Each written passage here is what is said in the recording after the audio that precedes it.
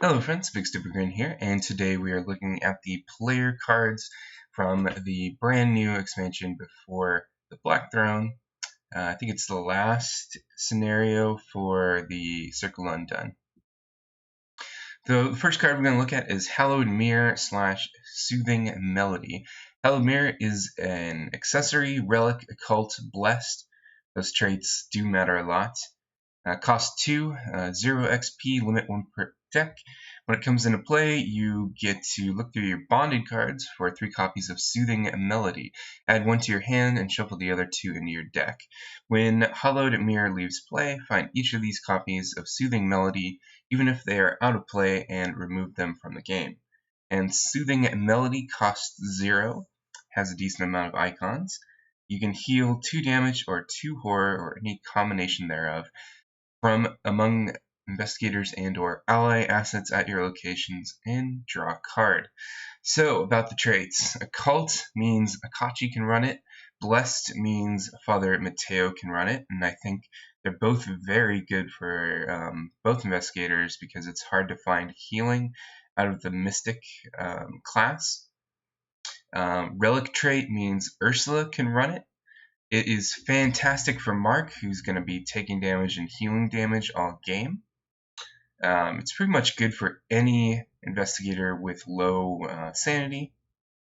It's incredibly flexible. I think that's what I like the most about these bonded cards. They're really flexible, they're really cheap, they can do a number of things. You can put it in a deck destined to run agency backup or even B-Cop, the upgraded version. And also the accessory slot is one that's pretty open for most investigators. Akachi and Mateo have Holy Rosary, but especially Akachi can ignore that if she wants to go for Hallowed Mirror. The big drawback is deck consistency. You're only allowed to run 1 copy of Hallowed Mirror.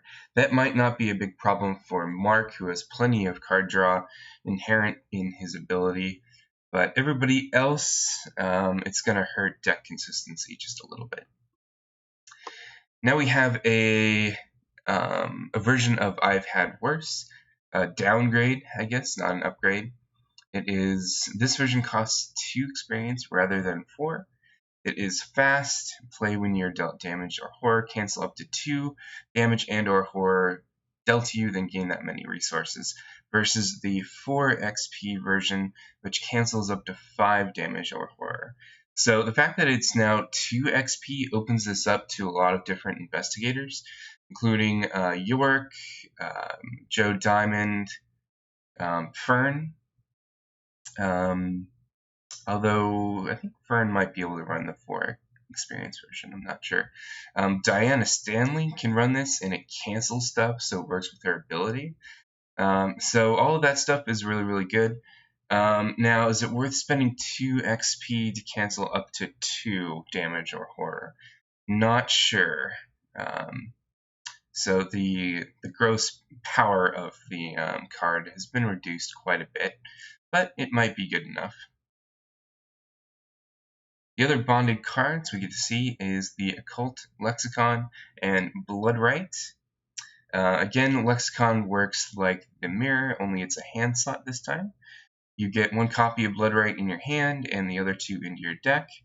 And Blood-Rite cost 0, just like Soothing Melody. You draw 2 cards, and you can discard up to 2 cards from your hand to either gain a resource or the opportunity to spend a resource to deal damage to an enemy at your location. So again, super flexible like Soothing Melody, but draw consistency is a little low. However, we're running mostly in Seeker decks, and Seekers generally can draw a whole lot of cards if they want to. Speaking of Seekers, this does damage, testless damage, which is really, really good. You don't have to discard cards that you just drew, so that makes it even better. Again, Akachi could run this. Card draw, again, is pretty good out of the Mystic card pool. You don't have a ton of card draw. And the only problem with this one is that it has a hand slot instead of an accessory slot, and especially in Seekers, hand slots are very competitive. You have a lot of magnifying glasses, the Occult Lexicon, the fingerprint kits, Hawkeye folding camera, all of that stuff requires hand slots, so that's going to be a little bit harder to do. The next Seeker card is Glimpse the Unthinkable. It is 5 experience, 1 resource event. Shuffle any number of non-weakness cards from your hand into your deck, then draw cards until you reach the maximum hand size, or your maximum hand size. Remove Glimpse the Unthinkable from the game. So when I first saw this, I saw the insight trait and thought Joe might really like it, especially since Joe, his signature weakness is in his insight deck. So naturally, you're going to draw less weaknesses from your normal deck. I want to call it library, but this isn't Magic the Gathering. Yeah, you could draw up to 8 cards of this if you really need to, and that's pretty darn powerful. It does compete with other high experience events for Seeker, such as Cryptic Research and No Stone Unturned. I think Cryptic Research is overshadowed by stuff like Preposterous Sketches, which costs no experience. And No Stone Unturned level 5 is really, really good. It doesn't give you a bunch of cards, it only gives you 1, but at least you get to search for it. And it is fast. So, still, I think Glimpse the Unthinkable is worth the experience points. Even if you don't want to draw all those cards, you can toss it for 3 intellect icons. So that's really, really good. But I think in Joe, this makes a whole lot of sense. Our first rogue card is You Owe Me One. It is a 0-cost event, Favor Gambit. Traded, has a few icons on it. Look at another investigator's hand. You may play a non-weakness card in that investigator's hand under your control. If you do, you and that investigator each draw a card. So this card is probably going to be more cute than good. Although one example that I thought of was grabbing an ally from a player who already has an ally out and can't play one. So that would be pretty good, putting allies into your play area that you could normally wouldn't be able to run. I'm sure there's a lot of combos with this card, or at least putting cards into investigators' play areas that they aren't allowed to run anyways, for a good reason, for game balancing reasons. But overall, I think it's more of a cute card that's going to lead to a lot of fun stories to tell people than a deck archetype. Now, speaking of deck archetypes, here's Double Double. It is a 4-cost, 4 experience point, but really 8 because it's exceptional, and it takes up a arcane slot. Reaction: after you play an event, exhaust Double Double. Play that event again as if it were in your hand. So I don't know how viable this is outside of Safina, who is all about the events, but oh boy is it good in Safina. So many good events that she has access to, and just playing a second copy is really good. You could potentially gain 20 resources from Hot Streak, 6 from Emergency Cash, 4 damage from Sneak Attacks, 6 from Backstabs. Granted, you have to pass the tests. In multiplayer, you could play Intel Report and grab a bunch of clues, or just Drawn to the Flame to do the same thing. So many good options for Safina. This is definitely an archetype card to build around. If you're playing standalone mode and just including XP into your deck, I think Double Double is pretty S tier, especially in Safina where she has a 13-card hand.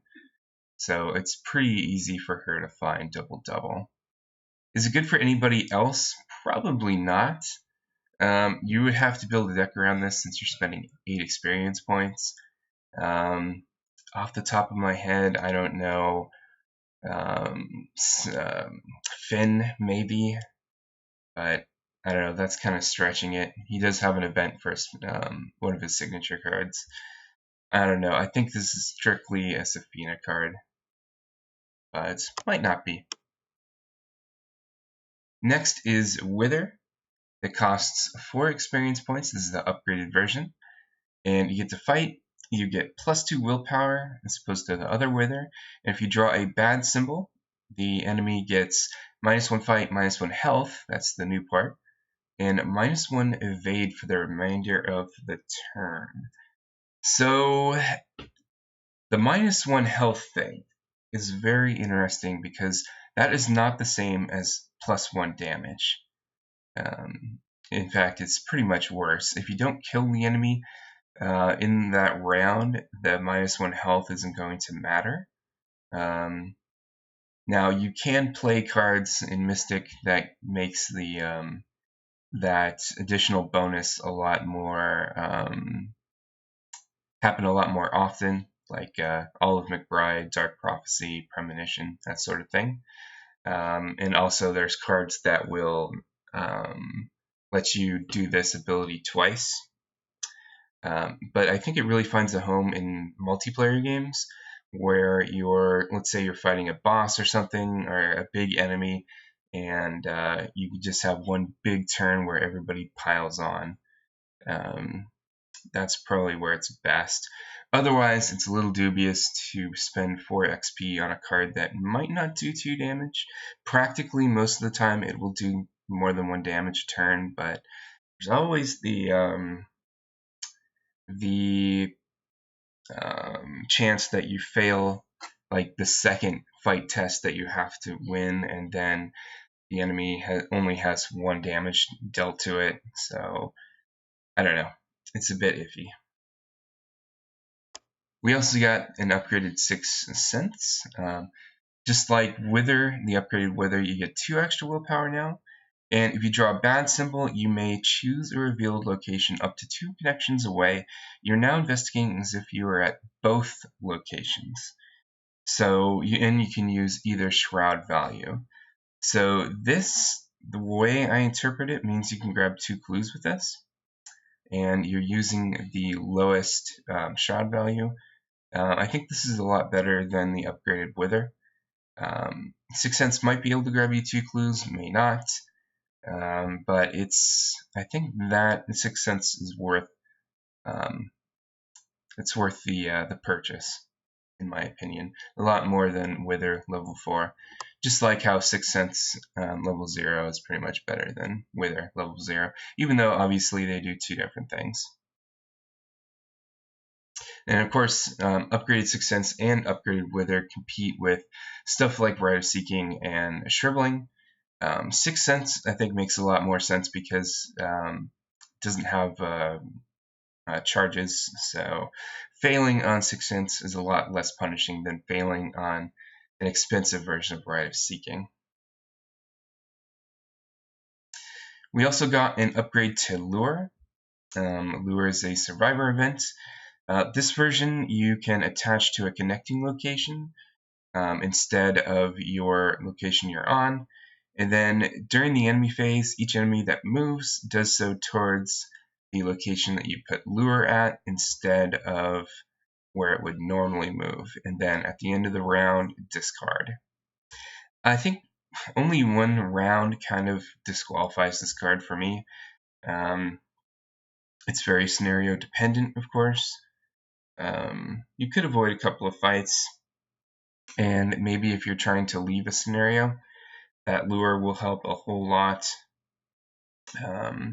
You could lure, if you're a fighter, you could lure an enemy away from a more squishy investigator that you're with. And it does work on elite enemies, which is nice for a card like this. Still, I don't think it's for me. I'm probably underrating the card, however. And the final card we're going to look at is Eucatastrophe, which is a pretty cool name. It costs 2. and 3 experience points, has 2 wild icons. It is Fortune and Blessed, so Mateo can run it, which is very important. Fast, play when you reveal a Chaos token that would reduce your skill value to 0 during a skill test, including the Auto-Fail token. Cancel that token and treat it as an Elder Sign token instead. So, most of the time, this is going to be a success plus whatever bonus your Elder Sign grabs. And it's amazing that it beats the auto-fail token. Even Stroke of Luck, the 2 experience point exile skill card for Survivor, I do believe that does not beat the auto-fail token. So that's really powerful. I took a look at the different investigators that can use Eucatastrophe and kind of looked and seeing, who benefits the most. Redding Duke is really, really good, and Ashcan Pete can do a test at a low skill value pretty easily. Father Mateo, of course, this card looks like it's built for him. It's an auto success, and you get to draw a card, take a resource, or grab an extra turn, so that's amazing. Silas, who I've been playing in the League of Extraordinary Investigators, may grab a skill card from the discard pile, commit it to the test, and then return the skill card to your hand. That's incredibly powerful. William York gets to grab a card from your discard pile to your hand. That's pretty good. But even the people who I have unfolded still have decent results. Like Lola, +2, you may switch your role. Rita can do a bunch of damage, hopefully. Wendy Adams is the only person it's kind of blah for, but it's an event, so she can play it from her discard pile at least.